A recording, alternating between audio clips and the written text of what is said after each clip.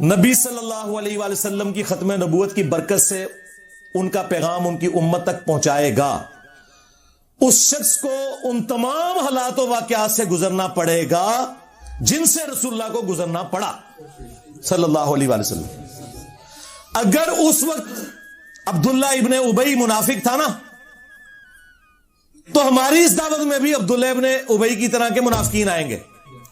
فرق صرف یہ ہے کہ ہمیں چونکہ وحی کی تائید حاصل نہیں، ہم کسی کو منافق نہیں کہیں گے، ہم مسلمان اسے کنسیڈر کریں گے، مر جائیں گے جنازہ بھی پڑھیں گے، دعا بھی کریں گے ان کے لیے۔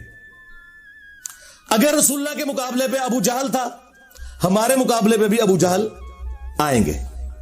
اگر رسول اللہ کے ساتھیوں میں دلیر لوگ تھے، ہمارے اسٹوڈنٹس میں بھی نبی صلی اللہ علیہ وآلہ وسلم کی ختم نبوت کے مجاہد دلیر موجود ہوں گے۔ اگر وہاں پہ کوئی کمزور لوگ تھے تو یہاں پہ بھی موجود ہوں گے۔ وہ سارے کے سارے حالات و واقعات وہ آپ کو یہاں پہ نظر آئیں گے۔ میں تو پریکٹیکلی وہ ساری کی ساری دعوت جو ہے نا، وہ عمر سیریز میں جو انہوں نے فلمائی ہے، میں وہ انجوائے کر رہا ہوں۔ میں پن پوائنٹ بھی کر سکتا ہوں کہ ہماری اس دعوت میں عبداللہ ابن ابی کون ہے، ابو جہل کون ہے، لیکن پرسنل ہونے کی ضرورت نہیں۔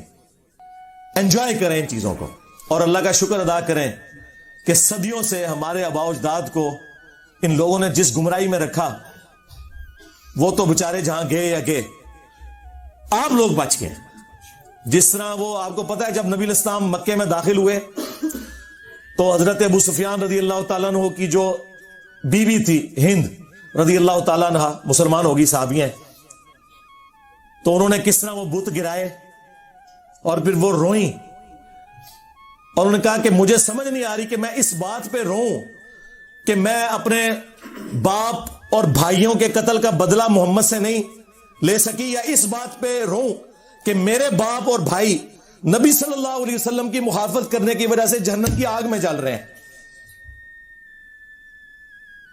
اس وقت تو حق کھل گیا ان پہ، لیکن اس سے پہلے وہ نبی صلی اللہ علیہ وسلم کی دشمنی میں آپ سے بدلہ لینے کے لیے اپنے باپ اور بھائیوں کا تیار بیٹھی تھی۔ اللہ نے قسمت بدل دی۔ آپ بھی ان کی طرح اس چیز پر خوش ہو کہ ہمارے آباء و اجداد جہاں بھی گئے وہ اللہ کے سپرد، لیکن کم از کم اللہ تعالیٰ نے ہمیں اور ہماری آنے والی نسلوں کو اس شخص کے ساتھ جوڑ دیا جس کی قبر مدینے میں صلی اللہ علیہ وآلہ وسلم۔ یہ تھوڑی کامیابی ہے تو میرے بھائی، یہ کولڈ وار ہے، ٹھیک ہے؟ ان کے پاس کوئی بہانہ نہیں ہے ہمیں زیر کرنے کا، اللہ کے فضل سے۔ یہ کہتے تھے مشہوری کے لیے کر رہا ہے۔